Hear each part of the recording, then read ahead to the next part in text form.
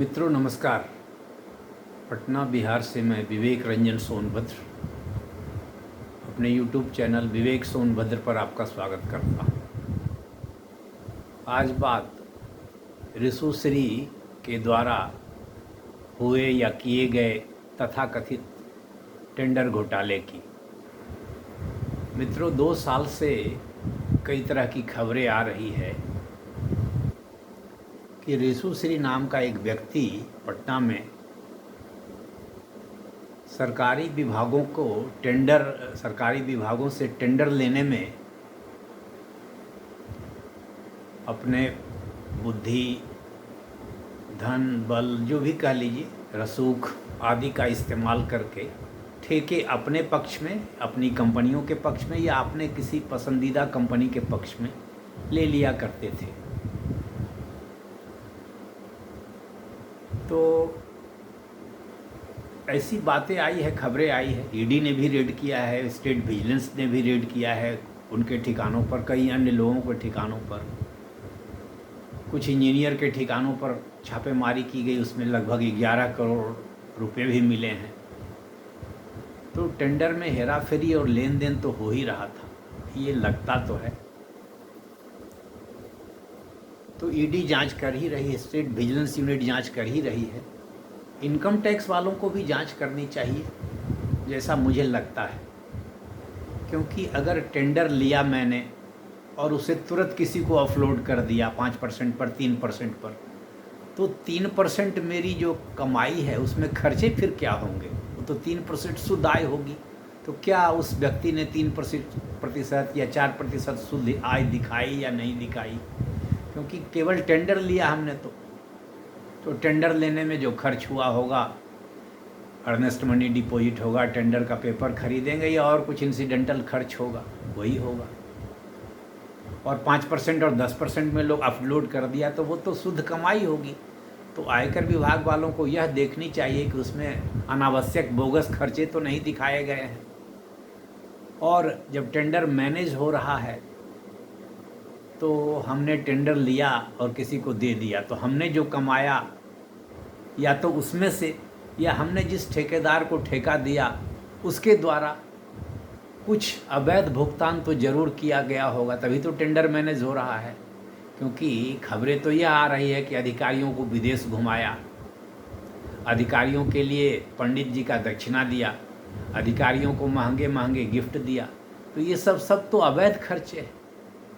तो इन अवैध खर्चों को इनकम टैक्स तो अलाउ करेगी नहीं, करना नहीं चाहिए।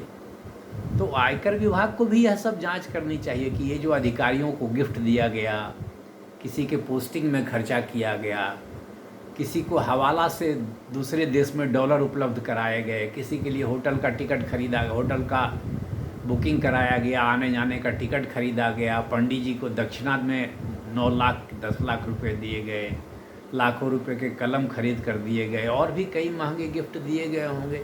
ईडी की जांच में ज़रूर ये सब बातें आई होगी। और इन सब अधिकारियों के यहाँ जो इतने पैसे मिले घूस वाले, तो ये सब जब्त हुए या जब्त होंगे या हुए तो वापस हो जाएंगे, आखिर इसकी भी चिंता आयकर विभाग को होनी चाहिए। मान लीजिए हमारे यहाँ 10 करोड़ रुपए घूस मिल गए, नगद पैसे मिल गए, तो या तो मेरी आय है या किसी दूसरे की आय है। तो यह फैसला होना चाहिए कि वो आय किसकी है, अवैध आय हो या वैध आय हो सकता है वो मेरी आय नहीं हो, दूसरे की हो, तो दूसरे लोग उस पर टैक्स देंगे, या मेरी आय है तो मैं टैक्स दूंगा, चाहे वैध हो या अवैध आय हो। आयकर विभाग को तो आय की वैधता या अवैधता से तो कोई मतलब होता नहीं है, उसको तो केवल आय से मतलब होता है। तो इन सब चीज़ों पर आयकर विभाग को भी जांच करनी चाहिए, क्योंकि ठेके तो ऐसे भी, ठेके में तो कमीशन खोरी होती है, जो भी होता है। तो वो सब लोग, जो भी हर ठेकेदार कमीशन देता है, अधिकांश ठेकेदार देता है, हर कहूँगा तो तब तो लोग कहेंगे कि मैंने नहीं दिया, अब उसकी जांच तो मैं कर, लेकिन मोटा मोटा यह बात है कि ठेकेदारी में कमीशन चलती है, बिना पैरवी कोशिश के तो ठेका भी नहीं मिलता। तो लोग जो खर्चे दिखाते हैं वो बढ़ा चढ़ा कर दिखाते हैं। खर्चे किए किसी काम के लिए, दिखाए किसी काम में, ये सब होता है। तो इन सब चीज़ों के लिहाज से ईडी ने जो भी साक्ष्य इकट्ठे किए हैं, स्टेट विजिलेंस यूनिट ने जो भी साक्ष्य इकट्ठे किए हैं, उनको आयकर विभाग को प्राप्त करने का प्रयास करना चाहिए और उस पर जांच होनी चाहिए। आयकर विभाग के द्वारा भी अपने ढंग से जांच होनी चाहिए। पशुपालन घोटाले में तो आयकर विभाग ने बहुत बड़ी जांच की थी और उसके बाद ही ये घोटाले की परत दर परत खुलते चली गई थी। तो यहाँ भी आयकर विभाग को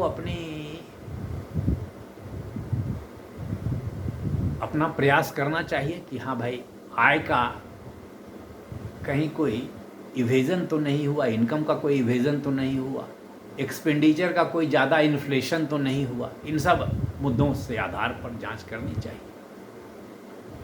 तो मित्रों, अब देखिए क्या क्या होता है। अब आयकर विभाग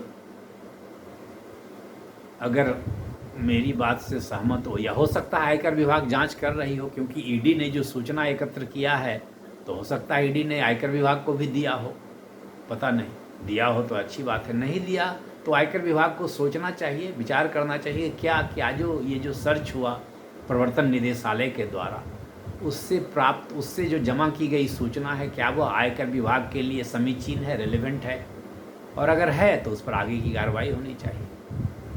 तो मित्रों, नमस्कार, धन्यवाद। आप मेरी बात पर क्या राय रखते हैं, कृपया इसे कमेंट में बताने का कष्ट करें, जिससे कि मेरा भी ज्ञानवर्धन हो, मार्गदर्शन हो और समाज में सही चीज़ों पर लोगों का ध्यान भी केंद्रित हो।